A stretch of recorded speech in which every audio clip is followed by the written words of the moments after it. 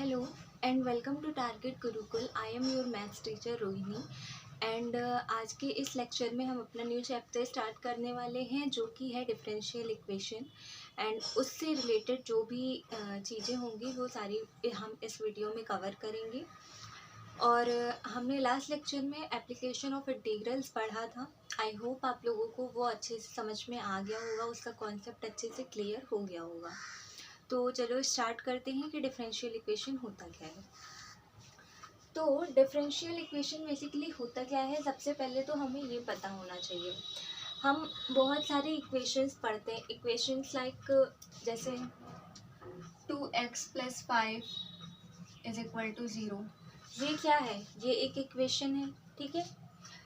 3x² + 2x + 5 = 0, ये क्या है? ये भी एक इक्वेशन है। तो बेसिकली इक्वेशन का मतलब तो समझ में है, पता है ना कि इक्वेशन क्या होती है। अब इसके आगे एक और वर्ड जोड़ा हुआ है, डिफरेंशियल इक्वेशन, ठीक है। डिफरेंशियल इक्वेशन का मतलब क्या होता है? यहाँ पे हम टू वेरिएबल्स लेंगे, ठीक है। दो वेरिएबल्स होते हैं, ओके। एक डिपेंडेंट वेरिएबल होता है, एक इंडिपेंडेंट वेरिएबल होता है। दो वेरिएबल्स होंगे बेसिकली, एक इंडिपेंडेंट होगा, एक डिपेंडेंट वेरिएबल होगा। हम यहाँ पे सपोज करते हैं कि y हमारा जो है y इज इंडिपेंडेंट, ठीक है। y हमारा इंडिपेंडेंट है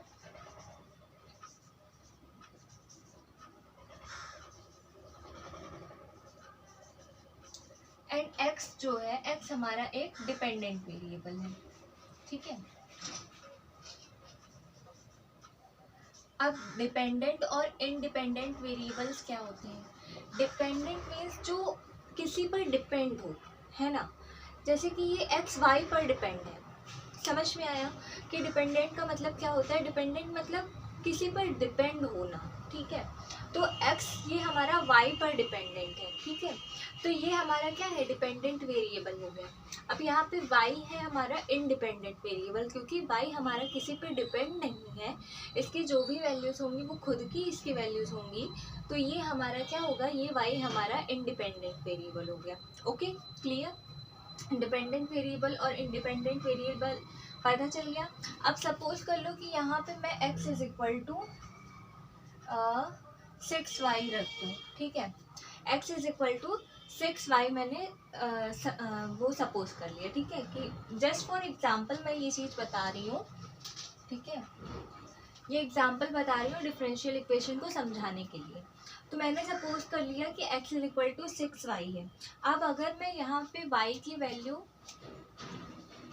1 पुट कर दूँ, ठीक है। y की वैल्यू 1 पुट कर दूँ तो यहाँ पे x की वैल्यू क्या आ जाएगी? x की वैल्यू 6 आ जाएगी, ठीक है।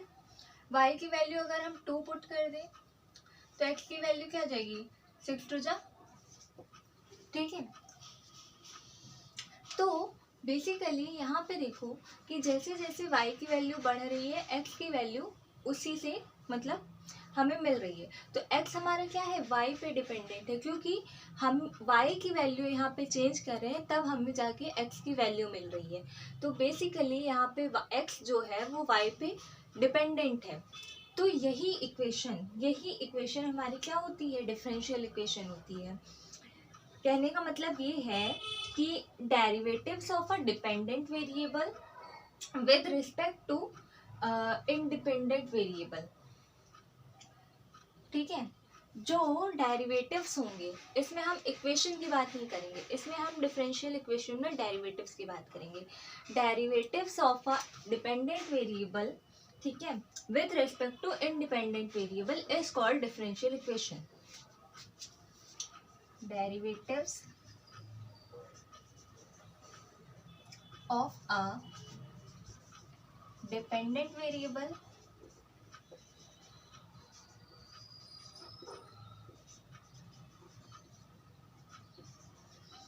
with respect to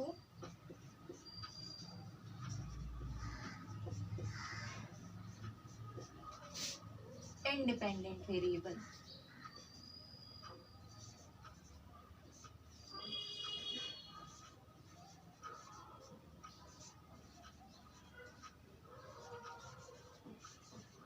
ये हमारा क्या हो जाएगा, डिफरेंशियल इक्वेशन होगा। ठीक है, समझ में आया क्या है। जैसे कि हम ये इक्वेशन, जैसे मैंने यहाँ पे बताया कि डेरिवेटिव्स जो होंगे डिपेंडेंट वेरिएबल के with respect to independent variable, वो क्या हो जाएगा हमारा, वो हमारा डिफरेंशियल इक्वेशन हो जाएगा। सपोज कर लो कि हमारी यहाँ पे एक इक्वेशन है x dy by D x plus y is equal to 0। ये क्या है, ये हमारी डिफरेंशियल इक्वेशन है। ठीक है, इसे हम कहेंगे डिफरेंशियल इक्वेशन। क्लियर। जहाँ पे मैंने यहाँ पे बताया ना कि derivatives of a dependent variable का डेरिवेटिव भी हमें चाहिए। तो derivative of a dependent variable with respect to independent variable is called differential equation. तो बेसिकली यहाँ पे x dy by D x plus y is equal to 0 हो जाएगा। ये हमारा डिफरेंशियल इक्वेशन है।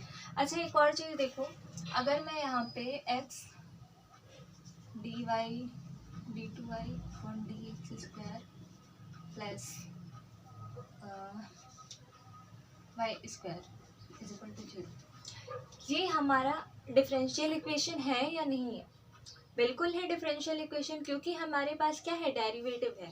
ये हमारा क्या है, डिफरेंशियल इक्वेशन है। ओके, तो समझ में आया ना कि डिफरेंशियल इक्वेशन बेसिकली होता क्या है। इसकी अगर मैं क्लियर कट में एक डेफिनेशन बताऊं, तो अगर आप नोट करना चाहें तो वो डेफिनेशन नोट कर सकते हैं। ओके, तो an equation containing independent variables, dependent variable and derivatives of dependent variable with respect to independent variable is called a differential equation। जैसे कि मैंने अभी आपको यहाँ पे बताया वही चीज़ है। ठीक है, तो समझ में आया डिफरेंशियल इक्वेशन क्या होता है। डिफरेंशियल इक्वेशन कौन सी इक्वेशन होती है, इस टाइप की इक्वेशंस जो होंगी हमारी, वो क्या होंगी, डिफरेंशियल इक्वेशन होंगी। तो अब नेक्स्ट बात आती है इसमें नोटेशन की। तो नोटेशन क्या होता है,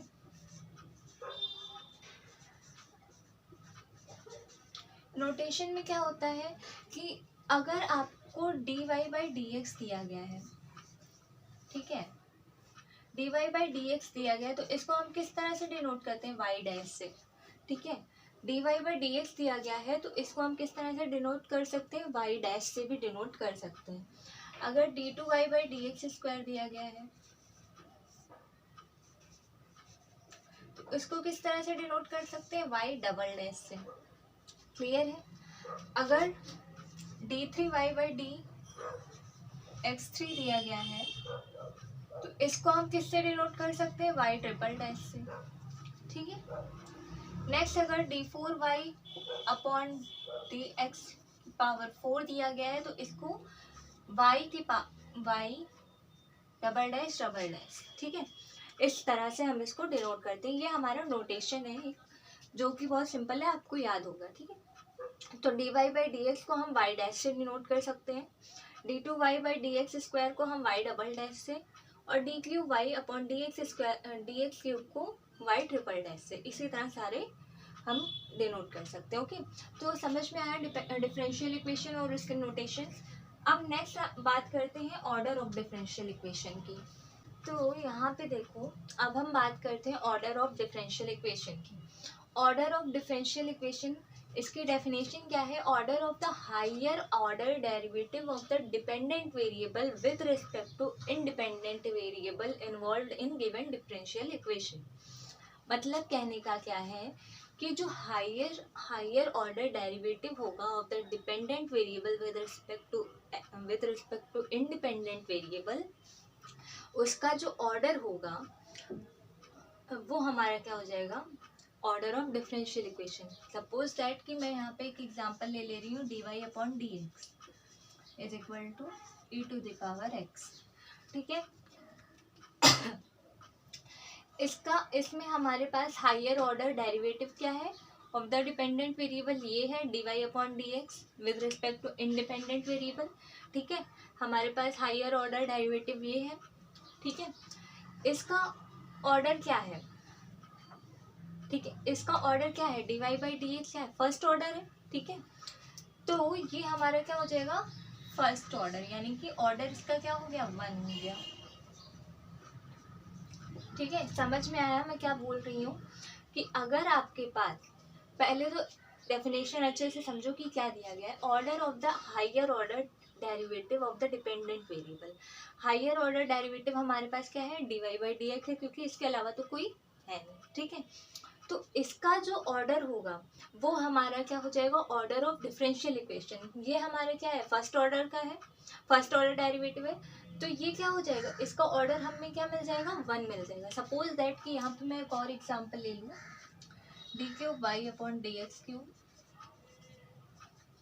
plus X D square Y upon D x square का होल क्यूब प्लस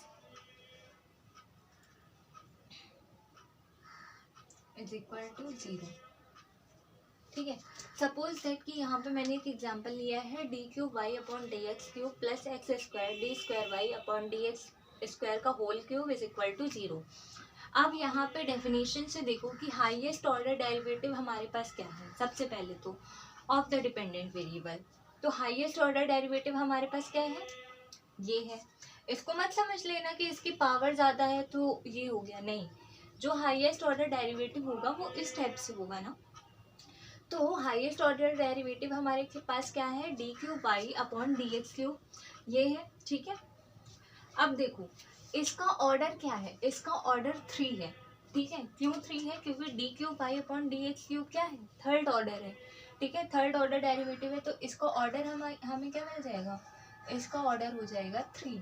तो समझ में आ रहा है ना कि ऑर्डर ऑफ डिफरेंशियल इक्वेशन होता क्या है, basically order of the higher order derivative of the dependent variable with respect to independent variable involved in the given differential equation। ठीक है, तो जैसे कि यहाँ पे था कि D cube Y upon D x cube है plus X square D square Y upon D x square का होल क्यूब है इज इक्वल टू 0। ठीक है, ये है आपके पास। इसका ऑर्डर 3 कैसे आया, हायर ऑर्डर डेरिवेटिव कैसे है, हायर ऑर्डर डेरिवेटिव हमारा ये है। ठीक है, अच्छा यहाँ पे एक चीज़ कंफ्यूजिंग लग सकती है आप लोगों को कि इसकी पावर 3 है, इसकी पावर सबसे ज़्यादा है, तो ये क्यों नहीं ऑर्डर हुआ। नहीं, ऐसा नहीं। ऑर्डर हमारा क्या है, D cube Y upon D x cube है। ठीक है, हायर ऑर्डर डेरिवेटिव। तो इसका जो ऑर्डर होगा, इसका ऑर्डर हमारे पास क्या है, थर्ड ऑर्डर है, थर्ड ऑर्डर डेरिवेटिव है। तो इसका ऑर्डर क्या हो जाएगा, order of this differential equation is 3। अब ये वाला 3 नहीं है कि इसकी पावर 3 है इसलिए ये 3 हो गया, ये वाला 3 नहीं है। ठीक है, ये वाला 3 नहीं है, यहाँ पे ये जो 3 है, ठीक है, ये थर्ड ऑर्डर डेरिवेटिव है इसलिए इसका ऑर्डर 3 हो गया। ठीक है, समझ में आया order of differential equation. Next अब हम बात करते हैं डिग्री ऑफ डिफरेंशियल इक्वेशन। अच्छा, ये ऑर्डर ऑफ डिफरेंशियल इक्वेशन थोड़ा सा कंफ्यूजिंग है ना, बट अगर डेफिनेशन अच्छे से समझ लोगे तो ये उतना ही इजी आपके लिए हो जाएगा। ठीक है, तो इसमें कंफ्यूज मत होना। जैसे कि फर्स्ट वाला एग्जांपल मैंने अभी आप लोगों को बताया था कि dy by D x is equal to e to the power x दिया गया। अब ये इसका हायर ऑर्डर डेरिवेटिव क्या है, dy बाई डी एक्स क्या है, फर्स्ट ऑर्डर डेरिवेटिव है ना। तो इसका ऑर्डर क्या हो गया, 1 हो गया, क्योंकि इसके अलावा और कोई तो है नहीं। यहाँ पे थोड़ा सा कंफ्यूजन है, चलो पावर में चेंज कर देती हूँ, पावर में यहाँ पे 2 कर देती हूँ। ठीक है, अब तो कंफ्यूजिंग नहीं है। अगर मैंने यहाँ पे पावर 2 कर दी तो अब समझ में आ रहा है ना कि कौन सा वाला 3 मैंने लिखा है ऑर्डर में, तो ये वाला 3 लिखा है क्योंकि ये थर्ड ऑर्डर डेरिवेटिव है। इसलिए ये याद रखना कि अगर मान लो इस टाइप की कोई सिचुएशन आए, इस टाइप का कोई क्वेश्चन आए, तो बिल्कुल कंफ्यूज मत होना। यहाँ पे पावर चाहे कुछ भी हो, बट जो हायर ऑर्डर डेरिवेटिव होगा उसी का ऑर्डर लिखना। ठीक है, तो चलो अब बात करते हैं हम डिग्री ऑफ डिफरेंशियल इक्वेशन की।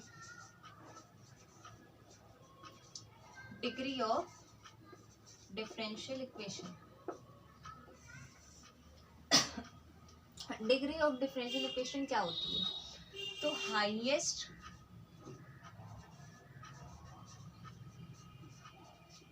Power of the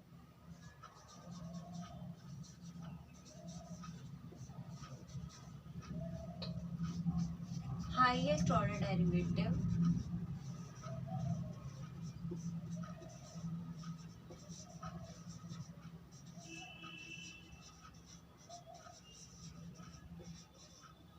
highest power of the highest order derivatives involves in the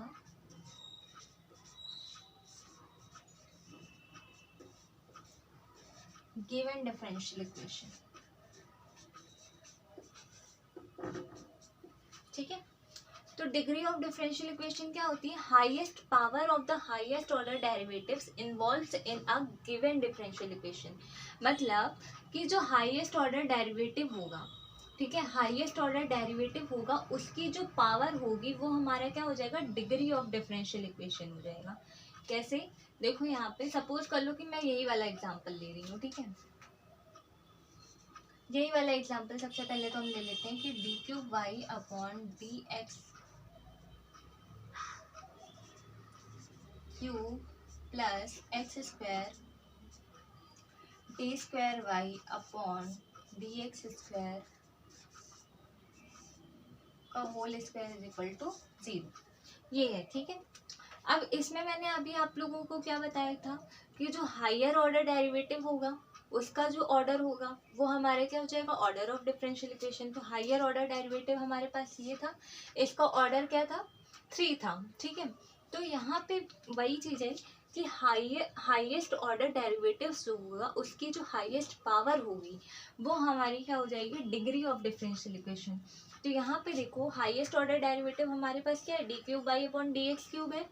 इसकी पावर क्या है? इसकी पावर 1 है। ऑर्डर मैंने नहीं पूछा है, इसकी पावर पूछा है। इसकी पावर क्या है? 1 है। तो जो डिग्री ऑफ डिफरेंशियल इक्वेशन क्या हो जाएगा? इसकी डिग्री हो जाएगी 1। डिग्री क्या हो जाएगी? 1 हो जाएगी। ठीक है, सपोज कर लो कि एक और एग्जांपल मैं ले लेती हूँ यहाँ पे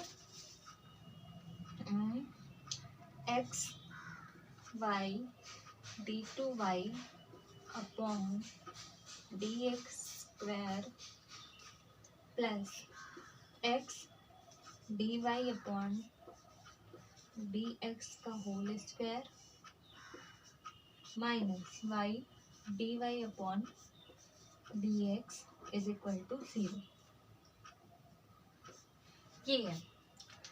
सपोज कर लो कि ये डिफरेंशियल इक्वेशन आपको दी गई है X Y D two Y upon D X two plus X D Y by D x का whole square minus Y D Y by D x is equal to 0, ये equation आपको दी गई है। अब इसमें आपको डिग्री और ऑर्डर दोनों बताना है। तो डिग्री सबसे पहले तो हम डिग्री निकालने के लिए सबसे पहले देखेंगे कि हायर ऑर्डर डेरिवेटिव क्या है। हायर ऑर्डर डेरिवेटिव आपके पास है d two Y upon D x square, ये है। ठीक है, कंफ्यूज होके ये मत लिख देना कि d Y upon D x का होल स्क्वायर हमारा ऑर्डर है, नहीं। तो अगर आप, ठीक है, कंफ्यूज मत होना। तो यहाँ पे हायर ऑर्डर डेरिवेटिव हमारे पास क्या है? D two Y upon D x square है। ओके, चलो हमें आपसे हाईएस्ट ऑर्डर डेरिवेटिव तो मिल गया। अब इसकी पावर क्या है? 1 है। तो यहाँ पे जो हमें डिग्री मिलेगी वो क्या मिल जाएगी? 1 मिल जाएगी। ठीक है, डिग्री क्या मिली? 1। क्लियर है ना कि किस टाइप से होगा? यहाँ पे हमें डिग्री क्या मिल गई? 1 मिल गई। ठीक है, तो कंफ्यूज मत होना। हाईएस्ट ऑर्डर डेरिवेटिव हमारा क्या था? D two Y upon D x square था। इसकी पावर क्या थी? 1 थी। तो यहाँ पे डिग्री क्या होगी? 1 होगी। ठीक है, समझ में आया क्या है? अच्छा ठीक है, इतना तो समझ में आया। बट यहाँ पे एक चीज और होती है, यहाँ पे इन्होंने एक कंडीशन दे दी थी। ठीक है, डिग्री ऑफ डिफरेंशियल इक्वेशन में एक कंडीशन हमारे पास आ गई कि यहाँ पे जो डिग्री होगी वो सिर्फ पॉलिनोमियल इक्वेशंस के लिए ही डिफाइंड होगी, है ना। यहाँ पे इन्होंने बोला कि बहुत ऐसे सिंपल चल रहे हैं, हम यहाँ पे आपको एक कंडीशन दे देते हैं। ठीक है, ऐसे सबके लिए आप डिग्री नहीं निकाल सकते हो, सिर्फ पॉलिनोमियल इक्वेशंस के लिए ही आप डिग्री निकाल सकते हो। ठीक है, ये डिग्री ऑफ डिफरेंशियल इक्वेशन ने कहा।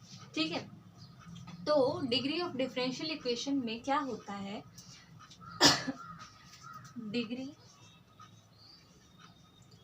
is defined in a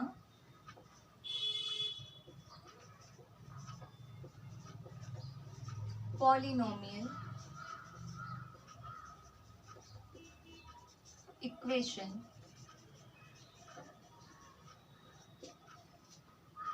in derivative.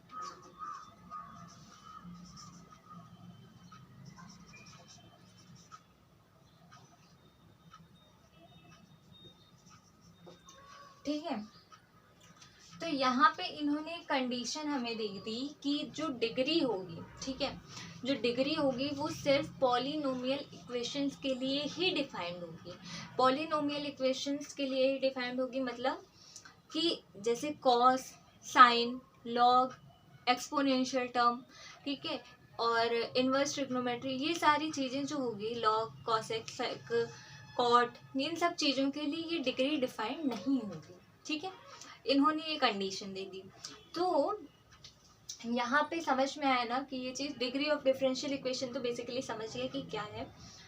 ये कंडीशन मैं समझा रही हूँ पॉलिनोमियल इक्वेशंस के अलावा, ठीक है, नहीं, पॉलिनोमियल इक्वेशन से सिर्फ हमारी डिग्री को डिफाइन करेंगे। ओके, पॉलिनोमियल इक्वेशंस के अलावा कौन सी इक्वेशंस हो जाएंगी, कॉस, लॉग, सेक, कॉसेक, टैन, ठीक है, एक्सपोनेंशियल टर्म हो गए, इन सब में हमारा क्या होगा कि डिग्री हमारी डिफाइन नहीं होगी। ओके, तो जैसे कि यहाँ पे मैं एक वो ले लेती हूँ, यहाँ पे दिया गया है e⁻dy/dx, एक एग्जाम्पल के थ्रू समझो, प्लस, अच्छा देखो e⁻dy/dx है, इसकी डिग्री हम डिफाइन कर सकते हैं? नहीं डिफाइन कर सकते, क्योंकि जो dy/dx है ना वो e से घेरा हुआ है, e ने इसको पकड़ के रखा है, ठीक है, तो इसलिए हम इसकी डिग्री हम डिफाइन नहीं कर सकते। अच्छा, अगर आपको दे दिया जाए log dy/dx, तो यहाँ पर भी वही चीज है कि ये जो dy/dx है ना उसको log ने घेर कर रखा है, तो हम इसकी भी डिग्री फाइंड नहीं कर सकते, ये हमारी क्या हो जाएगी, डिग्री इसकी डिफाइंड नहीं होगी। अगर आपको दे दिया जाए cos dy/dx या d2y/dx दे दो, ठीक है, इसकी भी डिग्री हम डिफाइन नहीं कर सकते क्योंकि cos ने इसको पकड़ के रखा है। ओके, नेक्स्ट अगर मैं बात करूं, एक्सपोनेंशियल टर्म हो गया, लॉग हो गया, कॉस हो गया, साइन की बात कर लेते हैं। ठीक है, अगर साइन d³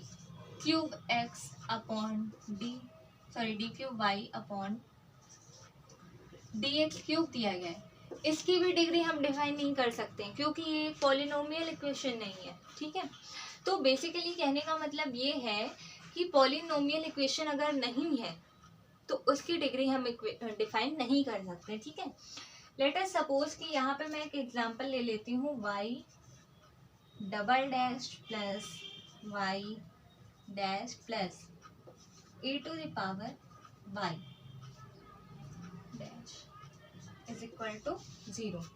अच्छा, अब देखो यहाँ पे एक चीज कंफ्यूजिंग लग सकती है कि ये y डबल डैश इसका हाईएस्ट ऑर्डर डेरिवेटिव है, ठीक है, इसकी पावर होगी जो वो हमें निकालनी होगी, तो ऐसा कुछ नहीं है। ठीक है, यहाँ पे एक चीज ध्यान देने वाली बात है कि अगर ऐसा कुछ हुआ तो ये मत लिख देना कि इसका ऑर्डर जो होगा, ठीक है, या इसकी पावर जो होगी वो लिख दो, नहीं, ये गलत हो जाएगा। यहाँ पे डिग्री हमारी डिफाइंड होगी ही नहीं, क्योंकि यहाँ पे एक्सपोनेंशियल टर्म जो है वो हमारा y डैश को पकड़े रखा है, ठीक है, y डैश उसके पास है, ठीक है, तो इसकी डिग्री हम डिफाइन नहीं कर सकते, तो यहाँ पे क्या हो जाएगा, डिग्री इज नॉट डिफाइंड,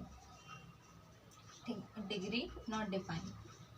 ठीक है, तो यहाँ पे कंफ्यूज होके इसका आंसर आप 1 मत लिख देना कि हाईएस्ट ऑर्डर डेरिवेटिव तो हमारे पास y डबल डैश है, इसकी पावर 1 है, तो डिग्री क्या हो जाएगी, 1 हो जाएगी, ऐसा नहीं होगा। ठीक है, वहां से आपका कोई आंसर गलत हो जाएगा।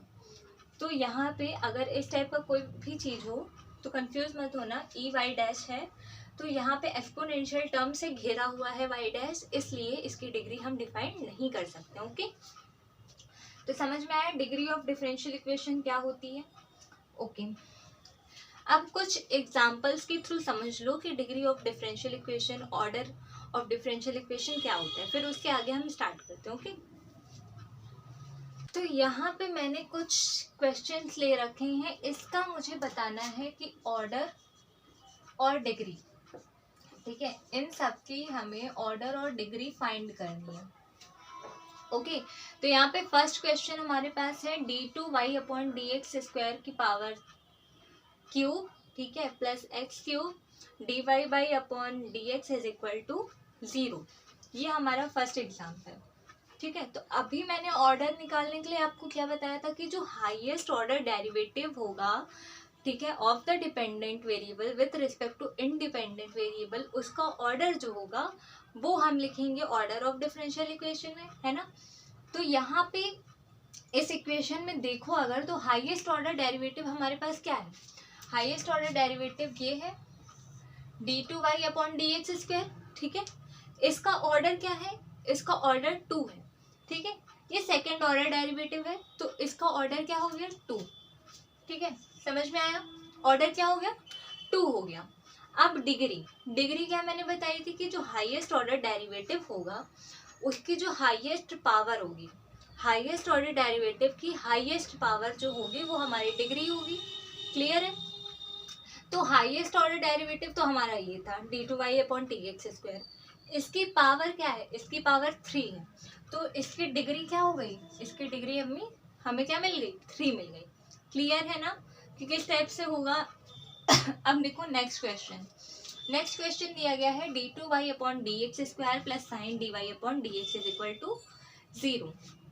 ओके तो यहाँ पे अब देखो, यहाँ पे हाईएस्ट ऑर्डर डेरिवेटिव, यहाँ पे भी हमें क्या निकालना है, ऑर्डर और डिग्री निकालनी है। तो यहाँ पे देखो, यहाँ पे जो हाईएस्ट ऑर्डर डेरिवेटिव है वो क्या है, हाईएस्ट ऑर्डर डेरिवेटिव हमारे पास क्या है d2y/dx² है, ठीक है। तो इसका ऑर्डर क्या हो जाएगा, इसका ऑर्डर हो जाएगा 2, ठीक है। ऑर्डर में तो अभी कोई फर्क नहीं पड़ेगा, ठीक है, क्योंकि ऑर्डर के लिए हमें कोई कंडीशन नहीं दी गई थी। तो इसका जो हाईएस्ट ऑर्डर डेरिवेटिव है, ठीक है, उसका ऑर्डर क्या है 2 है, यानी कि हाईएस्ट ऑर्डर डेरिवेटिव हमारे पास d2y/dx² है। इसका ऑर्डर क्या है, सेकेंड ऑर्डर है, तो इसका ऑर्डर क्या हो गया 2 हो गया। अब यहाँ पे डिग्री के लिए मैंने आपको क्या कंडीशन बताई है कि जो डिग्री होगी वो सिर्फ पॉलिनोमियल इक्वेशंस के लिए ही वो डिफाइंड होगी, ठीक है। तो पॉलिनोमियल इक्वेशंस के लिए ही सिर्फ डिफाइंड होगी। तो यहाँ पे ये पॉलिनोमियल इक्वेशन तो है नहीं, है ना। पूरे इक्वेशन में अगर कहीं भी साइन लॉग एक्सपोनेंशियल टर्म लग जाए या फिर कॉस लग जाए या सेक लग जाए, कुछ भी लग जाए, तो वो पॉलिनोमियल इक्वेशन हमारी नहीं है। पॉलिनोमियल इक्वेशन हम लोगों की इस टाइप में होगी। क्लियर है। तो यहाँ पे हमारी डिग्री क्या हो जाएगी, डिग्री नॉट डिफाइंड। तो यहाँ पे सिंपल लिख दो, डिग्री इज नॉट डिफाइंड।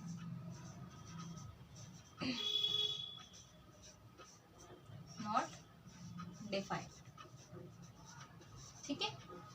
समझ में आया क्या है। ओके तो अगर इस टाइप का क्वेश्चन दिया जाए तो कंफ्यूज मत होना। अगर यहाँ पे मैं साइन इनवर्स भी कर देती तब भी पॉलिनोमियल फंक्शन नहीं था, तब भी डिग्री हमारी क्या होगी, नॉट डिफाइंड होगी, ठीक है। तो समझ में आया ये वाला क्वेश्चन। नेक्स्ट क्वेश्चन देखो, यहाँ पे भी हमें क्या निकालना है, ऑर्डर निकालना है और डिग्री फाइंड करनी है। तो हाईएस्ट ऑर्डर डेरिवेटिव हमारे पास क्या है, यहाँ पे d3y/dx³ है, ठीक है।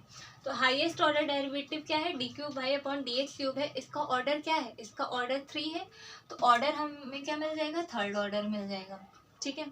ऑर्डर में तो कोई कंडीशन हम लोगों ने पढ़ी नहीं थी, तो ऑर्डर के लिए कोई कंडीशन नहीं फॉलो करेंगे हम। जो हमारा हाईएस्ट ऑर्डर डेरिवेटिव होगा, ठीक है, उसका जो ऑर्डर होगा वही हमारा ऑर्डर ऑफ डिफरेंशियल इक्वेशन हो गया, ठीक है। अब डिग्री के लिए मैंने अभी आप लोगों को बताया कि पॉलिनोमियल इक्वेशन होनी चाहिए। ये पॉलिनोमियल इक्वेशन है नहीं है, क्योंकि यहाँ पे d3y और अपॉन dx³ जो है वो लॉग से घिरा हुआ है, ठीक है। लॉग से घिरा हुआ है इसलिए इसकी डिग्री हम डिफाइन नहीं कर सकते हैं। तो यहाँ पे भी क्या हो जाएगा, degree is not defined, degree not defined, ठीक है। समझ में आ रहा है ना। ओके अब नेक्स्ट क्वेश्चन देखो। नेक्स्ट क्वेश्चन है हमारे पास d3y/dx³ plus 3dy/dx is equal to 0, ठीक है। यहाँ पे हमें ऑर्डर और डिग्री दोनों फाइंड करनी है ना। तो इसका ऑर्डर क्या हो जाएगा, अभी मैंने आप लोगों को बताया कि हाईएस्ट ऑर्डर डेरिवेटिव क्या है, ये है हाईएस्ट ऑर्डर डेरिवेटिव हमारे पास क्या है, D cube Y upon D x cube है, ठीक है। इसका ऑर्डर क्या है, थर्ड ऑर्डर है, तो इसका ऑर्डर क्या हो गया, order of differential equation, order of this equation, this differential equation क्या हो गया, 3 हो गया। क्लियर। नेक्स्ट डिग्री की बात करें, डिग्री हमने क्या बताई कि हाईएस्ट ऑर्डर डेरिवेटिव की जो हाईएस्ट पावर होगी वो होगी डिग्री। तो हाईएस्ट ऑर्डर डेरिवेटिव हमारा क्या था, d cube Y upon D x cube था। इसकी पावर क्या है, इसकी पावर है 1, ठीक है, इसकी पावर क्या है, 1 है, तो इसकी डिग्री क्या हो जाएगी, इसकी डिग्री 1 हो जाएगी। तो समझ में आया ना, अब कॉन्सेप्ट एकदम अच्छे से क्लियर हो गया कि ऑर्डर क्या होता है और डिग्री क्या होता है, ठीक है। Order of differential equation and degree of differential equation क्या होती है, इसका कॉन्सेप्ट आप लोगों को अच्छे से क्लियर हो गया है, ठीक है। तो अब इस टाइप के कोई भी क्वेश्चंस होंगे आप लोग कंफ्यूज नहीं होंगे, ओके। तो समझ में आया ना, ओके। यहाँ पे नेक्स्ट हम बात करते हैं सॉल्यूशन ऑफ डिफरेंशियल इक्वेशन की। तो सॉल्यूशन ऑफ डिफरेंशियल इक्वेशन क्या होता है, a solution of a differential equation is a relation between the variables not involving the differential coefficient such that this relation and the derivatives obtained from it satisfy the given differential equation, ठीक है। Basically जो solution होता है differential equation का वो 2 types का होता है, जनरल सॉल्यूशन और पर्टिकुलर सॉल्यूशन, ठीक है। तो हमें उसका ही काम है। तो यहाँ पे देखो, फर्स्ट हमारा क्या होता है, general equation, general differential equation, sorry general solution, ठीक है। एंड सेकेंड क्या होता है, पर्टिकुलर,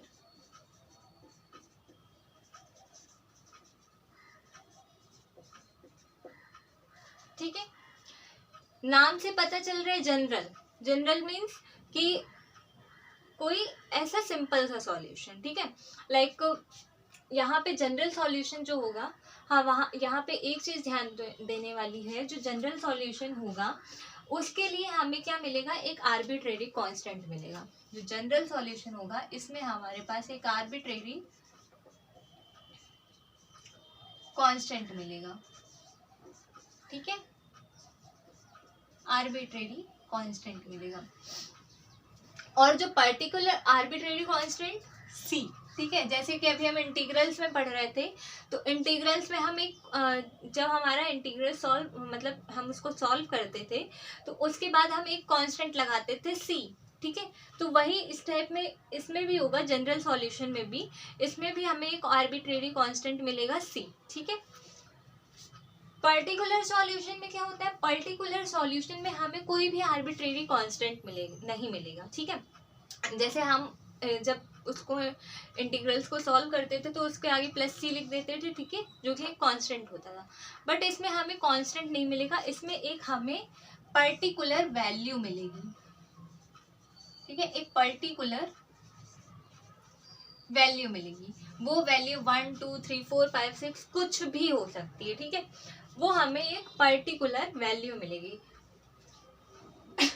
तो समझ में आया। जनरल सॉल्यूशन में क्या होगा, जनरल सॉल्यूशन मतलब साधारण, ठीक है। तो जनरल सॉल्यूशन में हमें एक आर्बिट्रेरी कांस्टेंट मिलेगा सी, ठीक है, और पर्टिकुलर सॉल्यूशन में हमें एक पर्टिकुलर वैल्यू मिलेगी। सपोज दैट कि जैसे कि यहाँ पे एक एग्जांपल ऐसे ही मैं समझाने के लिए ले रही हूँ, ठीक है। यहाँ पे एक एग्जांपल ले लेते हैं, d Y upon D x plus sine x, ठीक है, is equal to 0। D Y by D x plus sine x is equal to 0, ये मैंने एक एग्जांपल ले लिया है। अब यहाँ पे देखो, इसका जब मैं अच्छा यहाँ से एक चीज़ देखो, इसको मैं इधर ले लेती हूँ d Y upon D x, ठीक है, और इसको मैं इज इक्वल टू के उधर भेज देती हूँ माइनस का साइन एक्स, ओके। अब दोनों साइड में इंटीग्रेट कर दूंगी, बोथ साइड, दोनों साइड में इंटीग्रेट कर दूंगी, तो ये क्या हो जाएगा इस तरह से, ठीक है। तो यहाँ से ये तो हमें y मिल जाएगा, ठीक है, ये dx को मैं उधर भेज देती हूँ, ठीक है। तो ये क्या मिल जाएगा, ये तो हमें y मिल जाएगा, ओके।